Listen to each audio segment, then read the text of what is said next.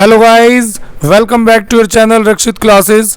जैसा कि मैंने आप लोगों से कहा था कि हम सभी चैप्टर्स को जल्द से जल्द कवर करेंगे और कम से कम टाइम में कैसे आप इन चैप्टरों को प्रिपेयर कर सकते हैं वो मैं आपको यहाँ बता रहा हूँ। अब हम तीसरे चैप्टर के साथ प्रेजेंट हैं, ग्लोबलाइजेशन, जो कि हमारा थर्ड चैप्टर है टर्म 2 के लिए फर्स्ट बुक से। सबसे पहले बच्चों, अगर आप लोगों ने अभी तक मेरे इस चैनल को सब्सक्राइब नहीं किया है तो सबसे पहले इसे सब्सक्राइब कर लें। अगर आपको वीडियो इन्फॉर्मेटिव लगे, अगर आपको लगे कि ये वीडियो किसी काम की है तो इसे लाइक ज़रूर करें और ज़्यादा से ज़्यादा शेयर करें। सबसे पहले meaning of globalisation.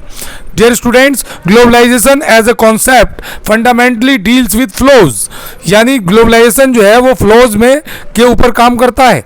These flows could be the various kind, ये कई तरह के फ्लोज हो सकते हैं, जैसे आइडियाज़ का फ्लो, कैपिटल का फ्लो, कमोडिटीज़ का फ्लो और पीपल्स का फ्लो। चार तरह के फ्लो होते हैं। यहाँ पर एक क्वेश्चन भी रेज होता है आपका कि कौन से चार फ्लोज ग्लोबलाइजेशन के अंदर होते हैं। तो चार तरह के फ्लोज होते हैं, ideas, capital, commodities and people. अगर हम सिंपल लैंग्वेज में कहें प्यारे बच्चों तो हम ये कहेंगे कि globalisation means bringing all the country together, यानी दुनिया के सभी देशों को एक दूसरे के करीब लाना, अपनी मार्केट को बाहर की कंट्री के लिए ओपन करना और बाहर की कंट्रियों को अपने देश में बुलाना, ये ग्लोबलाइजेशन कहलाता है। और ग्लोबलाइजेशन का जो कॉन्सेप्ट है ये पॉलिटिकल, इकोनॉमिकल, कल्चरल कई तरीके का हो सकता है। अब आते हैं कि कॉजेज ऑफ ग्लोबलाइजेशन। ग्लोबलाइजेशन आया क्यों, क्या कारण रहा? तो technology and economic interdependence are important cause of globalisation, यानी जो नई नई खोजें हुई हैं, साथ में इकोनॉमिकली जो कंट्रियां एक दूसरे पर डिपेंड हुई हैं कई चीज़ों के लिए, इसने ग्लोबलाइजेशन को बहुत बढ़ावा दिया है या लाने में कह सकते हैं कि मदद की है। और यही कारण है कि आज पूरा वर्ल्ड जो है एक ग्लोबल विलेज बन गया है। Telegraph, telephone, microchip, internet has revolutionized communication between different parts of the world is more recent times। आज के टाइम में टेलीग्राफ, टेलीफोन, माइक्रोचिप, इंटरनेट, इन सभी ने लोगों को एक साथ जोड़ने का काम किया है। तो इस तरीके से इन सभी चीज़ों के कारण जो है ग्लोबलाइजेशन काफ़ी बढ़ा है और लोग जो है एक दूसरे के करीब आए हैं। Globalisation however does not emerge merely, ये एकाएक नहीं आया है बल्कि धीरे धीरे बढ़ा है और वर्ल्ड के सभी देश एक दूसरे के करीब आए हैं। साथ में इसमें हम ये भी बता सकते हैं कि द बर्ड फ्लू और द सुनामी और कोविड-19 is not confined to any particular nations, it does not respect national boundaries. Similarly when major economics events take place their impact is felt outside their immediate local, national और regional environment at the global level. यानी bird flu जब आया, tsunami जब आई, कोविड-19 आया, तो ये किसी boundary तक सीमित नहीं रहा बल्कि वर्ल्ड के सभी देशों की तरफ बढ़ा। अब characteristics of the globalisation, globalisation की विशेषताएं क्या हैं? तो free flows of ideas, capital, commodities and people, इसमें विचारों का, पूंजी का, वस्तुओं का और लोगों का फ्री फ्लो होता है, यानी आदान प्रदान बिना किसी लेन देन के होता है। Capitalism, openness and increase in the world trade, यानी पूंजीवाद, खुलापन बढ़ा है वर्ल्ड के ट्रेड में। World wide interconnectedness and interdependence, यानी सभी देश एक दूसरे से जुड़े हैं और एक दूसरे पर निर्भर हुए हैं। Global cooperation and influence in the various economic events like recession and boom pandemics like Ebola, swine flu, HIV AIDS, यानी सभी देशों ने एक साथ मिलकर लड़ाई लड़ी है कई तरह के पैंडेमिक के टाइम में, जैसे कि इबोला हुआ, स्वाइन फ्लू हुआ या HIV एड्स हुआ। अब आते हैं कि एक्सप्रेशंस ऑफ ग्लोबलाइजेशन। ग्लोबलाइजेशन के एक्सप्रेशंस क्या हैं? तो तीन पार्ट्स में हम इसलिए बच्चों बांट सकते हैं, political, economical and cultural. Political की जब हम बात करेंगे तो हम ये कहेंगे fusion of power of the state, ये स्टेट की पावर को दर्शाता है।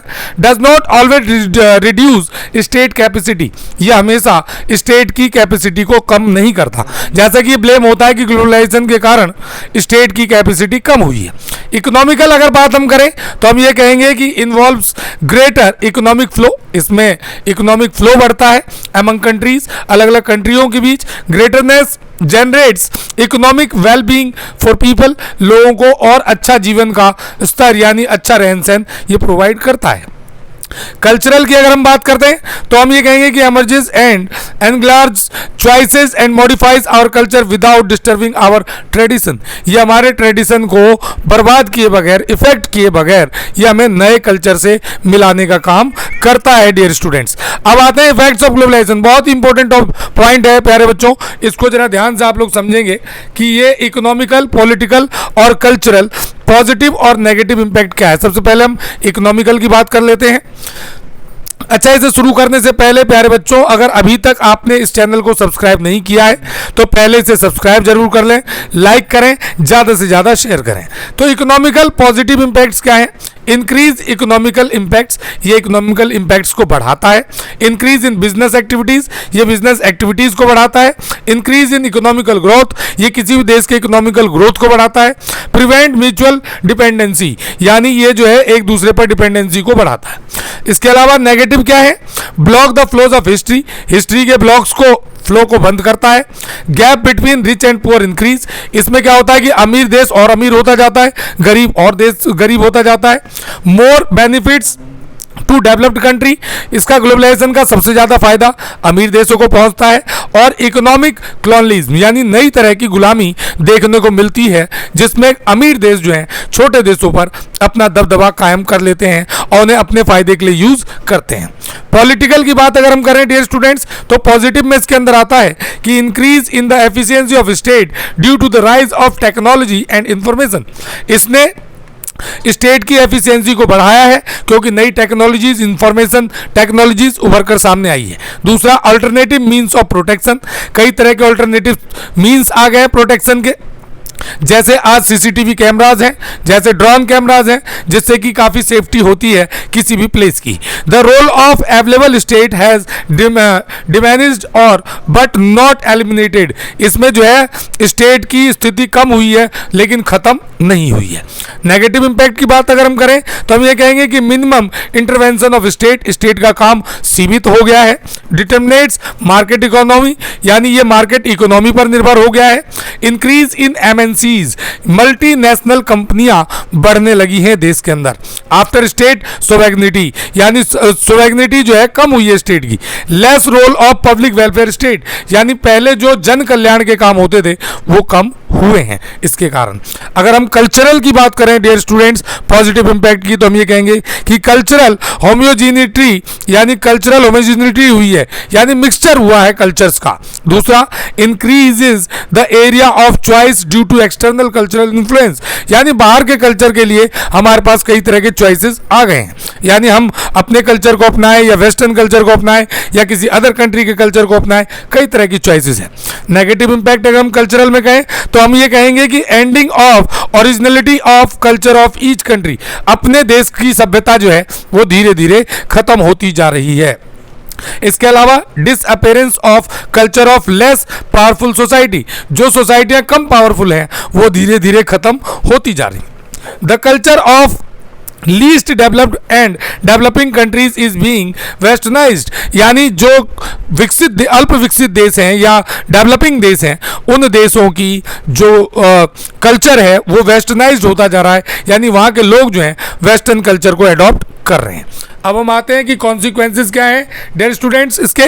तो पॉलिटिकल अगर हम कॉन्सिक्वेंसेस की बात करें तो हम ये कहेंगे कि globalisation result in erosion of the state capacity, that is the ability of government to do what they do all over the world, and the old welfare state in the new giving away to a more minimalist state that performs certain core functions such as maintenance of law and order and the security of the citizen in the place of welfare state. It is the market that becomes the prime determinant of economic and social properties. तो globalisation में हम ये कह सकते हैं कि पहले से स्टेट की कैपेसिटी जो है वो कम हुई है और स्पेस जो स्टेट का काम सिर्फ अब लॉ एंड ऑर्डर मेंटेन करना और लोगों के सिटीजन्स के सिक्योरिटी के ऊपर काम करना रह गया है, क्योंकि स्टेट साहब ज़्यादा से ज़्यादा इकोनॉमिकल फील्ड में काम कर रहा है। the entry and increased role of multinational companies all over the world lead to reduction in the capacity of governments. ये जो नई मल्टीनेशनल कंपनियां उभर कर सामने आई हैं, इन्होंने गवर्नमेंट के कामों को कम किया है, उनकी कैपेसिटी को कम किया है, उन्हें डिसीजन लेने में भी वो प्रेशर डालते हैं अपने बेनिफिट्स के लिए. In some respect, state capacity has received the most as a consequence of globalization. यानी इन शॉर्ट हम कह सकते हैं कि स्टेट की जो कैपेसिटी है वो कम हुई है ग्लोबलाइजेशन के कारण. इकोनॉमिकल कॉन्सिक्वेंसेज में अगर हम बात करें तो हम ये कहेंगे the role of international institution like IMF and WTO is making economic policies. यानी आज सभी देशों के लिए IMF और WTO पॉलिसीज बना रही है. Domination of rich influential and development countries in these institution, और इन इंस्टीट्यूशन में दैट मीन्स IMF और WTO में जो रिच कंट्रियां हैं उनका इन्फ्लुएंस ज़्यादा है. Movement of commodities, capital, people and ideas. Globalisation has involve greater trade in commodities across the globe. इस जो फ्लोज बढ़े हैं इसमें कैपिटल, पीपल और कमोडिटीज का बड़े पैमाने पर एक जगह से दूसरी जगह भेजने का काम हुआ है. The spread of internet and computer related services is increasing. यानी आज इंटरनेट और कंप्यूटर की सर्विसेज बढ़ती जा रही हैं.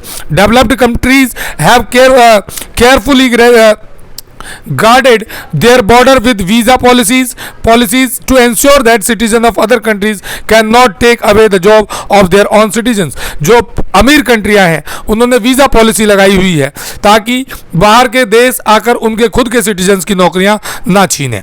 और advocates of economic globalisation argues that it generates greater economic growth. लेकिन इकोनॉमिक ग्लोबलाइजेशन के जो समर्थक हैं वो ये कहते हैं कि इसने इकोनॉमिक ग्रोथ को बढ़ाया है, वेलबींग को बढ़ाया है, लोगों के लिविंग ऑफ स्टैंडर्ड को अच्छा किया है. Economical globalisation is inevitable and it is not wise to resist the march of history. ये इतिहास को दोहराने वाला नहीं है बल्कि नई तरह की स्थिति को लाने वाला है. अब हम कॉन्सिक्वेंसेस कल्चरल की बात कर लेते हैं. तो cultural homogenisation leads to imposition of western culture on the rest of the world. यानी आज ग्लोबलाइजेशन के कारण बाहर की दुनिया पर सबसे ज्यादा असर वेस्टर्न कल्चर का पड़ रहा है.